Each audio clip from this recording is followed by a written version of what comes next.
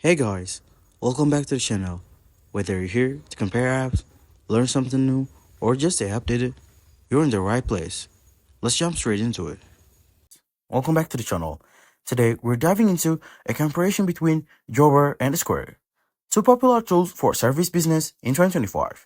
If you're looking for software to help manage your clients, payments, and scheduling, I'll break down what each offers so you can find the best fit your needs. Jobber shines with its strong scheduling features and easy-to-use interface. It helps you manage appointments, dispatch times, and automate invoicing with minimal hassle. Communication tools let you send codes, reminders, and receipts smoothly, and its mobile app makes it easy for field teams to stay updated. Square is best known for its payment processing but has extended into a full business platform. It offers powerful point-of-sale tools, online payments, and invoicing.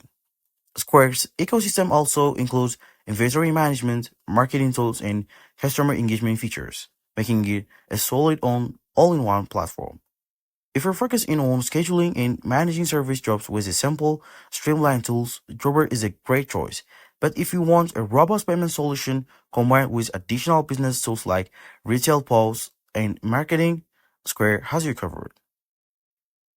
Pricing-wise, Jobber is ideal for small to medium service teams looking for specialized scheduling and invoicing.